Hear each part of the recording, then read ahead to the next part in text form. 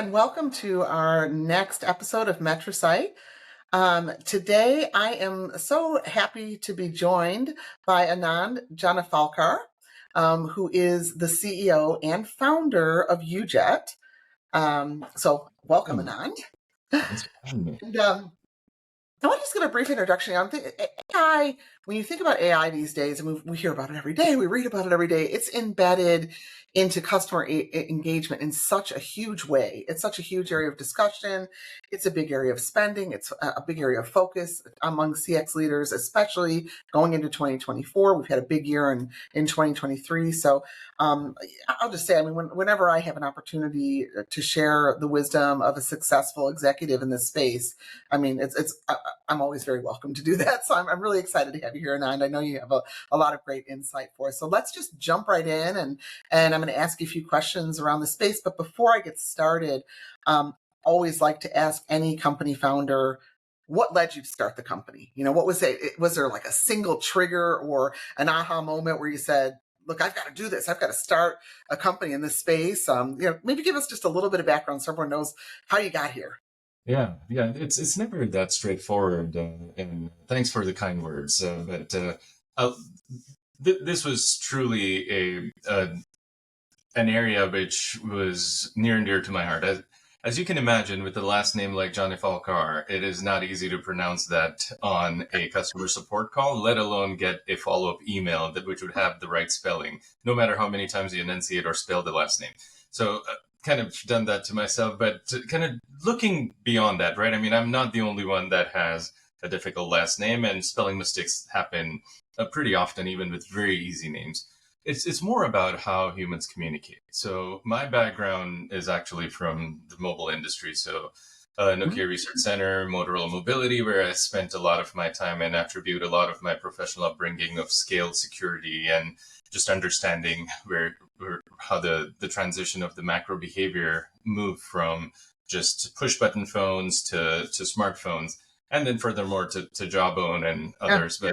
But taking all of that into context, if you can appreciate the fact that I was in the core of development when the movement happened from the behavioral change where people started communicating visually and contextually through smartphones or smart devices. And thinking about that for a second, how two humans communicate today, which is pretty much through that. The only time when they don't do that is when they talk to businesses, which is super ironic because businesses are trying to communicate in a very personable manner, create this relationship and this repeat business, but you're basically making them communicate with technology or legacy stacks that were pretty much derived from a stack in the late 1990s or the early 2000s at best. So I felt that having that background where I can truly deeply understand from a very core perspective of user experience, scale, security, privacy, and telecommunications, and how that can move towards a smart way of communicating, where not just the two end devices that are smart, but everything in between, the routing engine and everything, the WebRTC, the Opus codec can also align with the capabilities of these two end devices. So felt that I had a pretty interesting background that could enable this, and spoke with a couple of people that had sector expertise, and the feedback that I got is, if you don't do this, give it to us, we'll do it. I'm like, all right, maybe I should do it then. So that was 8 years ago, and here we are today. All right. Well, thank you. Thanks for that context. All right. So speaking of context, I guess, when we looked at our a recent survey, or it was a study, it was interviews and survey that we did, a global CX survey, about 27% of the companies said that they were already using generative AI for CX purposes, which honestly kind of surprised me. I wasn't expecting it to be that high. That was in June of this past year. And, you figure that was pretty quickly And now in interviews that I did with people, we certainly saw that they would say things like, well, we're just kind of kicking the tires, we're giving it a try. So it wasn't like real extensive use of AI, of generative AI, but they're using it. Another 47% said they'd be using it by the end of the year. So even accounting for those who maybe anticipated adopting it and didn't actually do it, let's say by the end of the year, that's a strong desire for using Yes. generative AI specifically for CX. So I wanted to see if that aligns with what you're seeing from your customers or potential customers. Are you seeing this crazy interest in generative AI, and what kind of use cases are you seeing? Maybe talk a little bit about Yeah. that. No, I mean, I'm on the other side of the spectrum that it's only 27% and 47%. So I think people should be dabbling with it to understand how the magnitude of change that it can bring. And putting a little bit of a business thinking hat on it, if you really think about it, like we've been waiting in this sector for people to adopt cloud, people to adopt just the modern even case management systems and all that.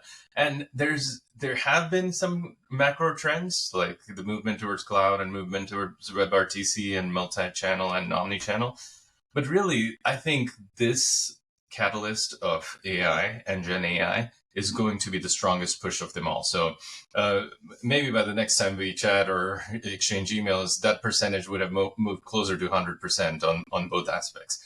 It 100% aligns with what we're seeing.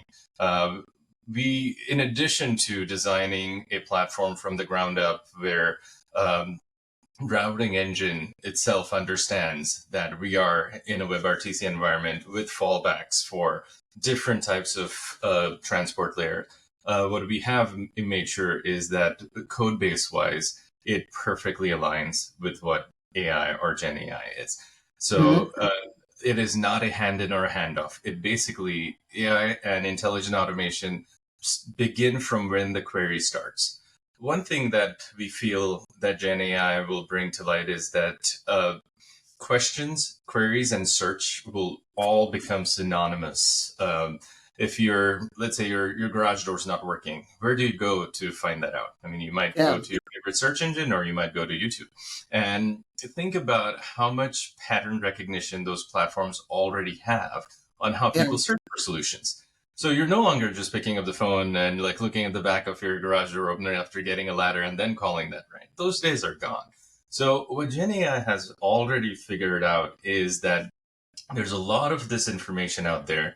We understand how people look for solutions, and we should incorporate that in a extremely responsible and ring-fence manner that will suit enterprises to enable or facilitate faster answers and also actually enable agents. I mean, no one wants to.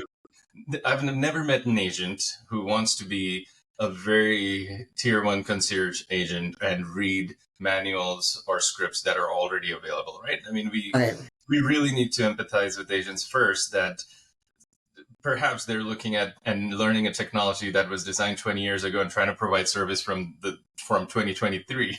But the other aspect of that is that they're kind of held back. Their senses are curtailed when you don't give them a visual, contextual, and omni-channel manner, fluid omni-channel, importantly, to do that. So where I'm going with this is that AI and Gen AI together, this is not going to be successful without understanding the user behavior and usage patterns.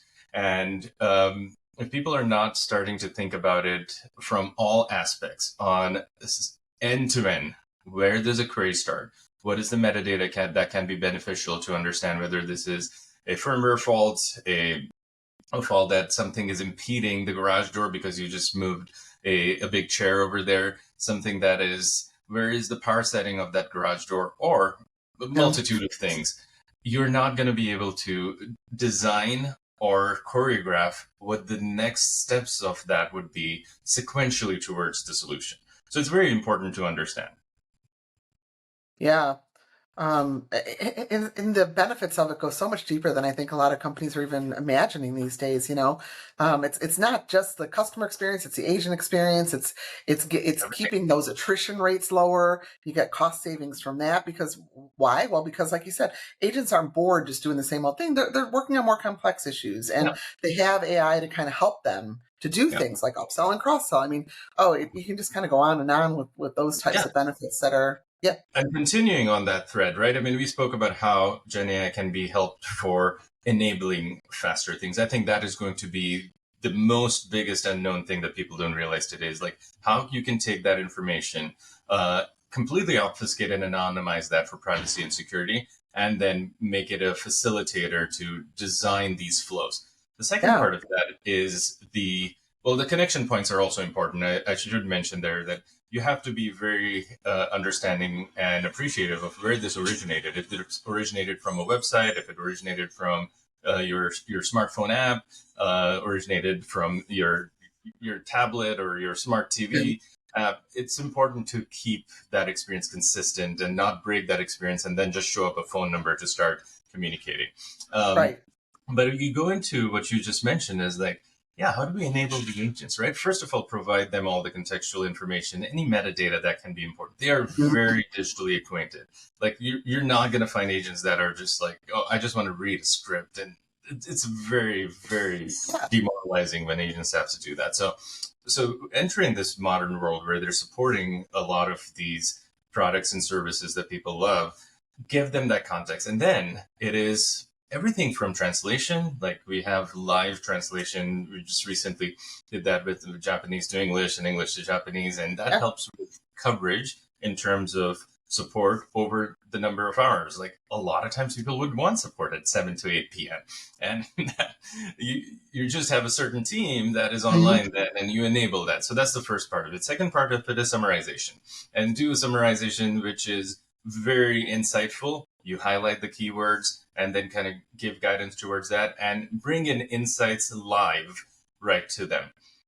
Furthermore, taking that and also providing them that might be things from your knowledge base. You as a company and a team have already put in a lot of work on the knowledge base, but it is in a third or fourth different tab. And when the agents are on the front line or the wealth management professional or healthcare advisor, anyone, they don't have time to kind of firefight between those three tabs. Right. So bringing that to the forefront, and then a follow-up. Follow-up is extremely important. You take that, carry that over to disposition, auto summarize, give them chance to edit that, and then set up what would be a nice follow-up, just understanding what this customer's personality was when you communicated with them.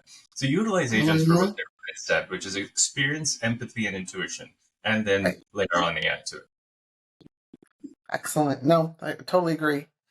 So when you look at the company, I mean, obviously you have touted, many times over the past several years now, actually, your AI-centric contact center is a differentiator. And I would also add to that, I mean, certainly UJET's partnership with Google is a differentiator. Yep.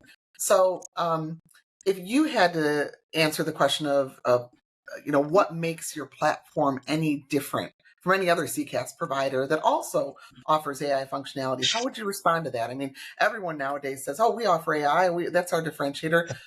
What would you say is your true differentiator then? That it is stylistically and code-based wise exactly the same. So we never talk about hand-ins and handoffs. A lot of times I'll hear providers or partners in the space that say like, hey, yeah, we've heard about this, but this is the hand-in that happens, and then you're kind of breaking the experience. So there's a few things that we are very kind of judicious about. The first thing is really assigning importance to the origin point or the connection point.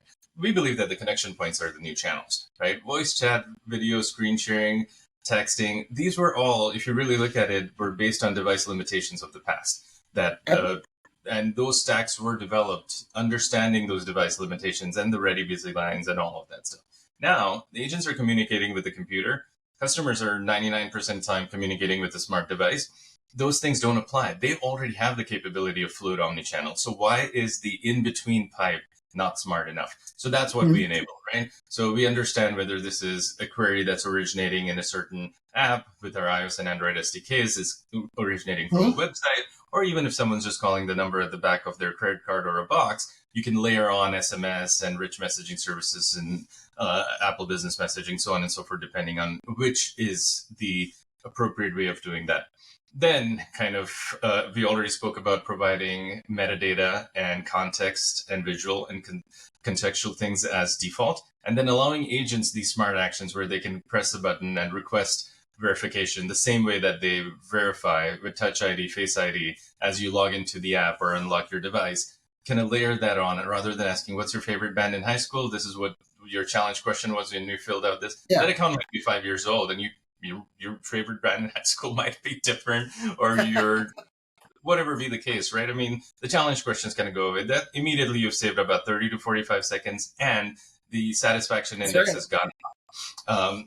Then you kind of take that further and understand that AI actually works. The speech is catching up, but AI actually works better on images and text. So having a platform which not just uses the connection points, but the fluid omnichannel is in an effort to enable what AI can do best in that moment of time is also what differentiates us. So you can send those photos, videos, screenshots, and that immediately not only becomes a part of the summary of your conversation, but it also enables, if you're using the AI products like Doc AI or Vertex AI or a few of the others that Google has, or others, you can immediately take the benefit of that. I mean, the rudimentary ones like OCR and this and that can always be taken into context and templatized, but using very specialized task virtual agents, extremely specialized to take your booking number and offer changes, taking your payment and offer a payment plan, taking just your appointment and giving you changes for that. Those are the ones that also truly differentiate us. And we obviously spoke about the follow-up and how we feel that is truly a part of CX and not an afterthought that, oh yeah, the call's done. We'll let them call back if they need follow-up support. No, just truly use dispositions in the modern way, and then and scoring and all of that quality management to ensure that, hey, this really is a model call, or hey, this really needed barging in, and let's use all of those patterns to make future things more successful.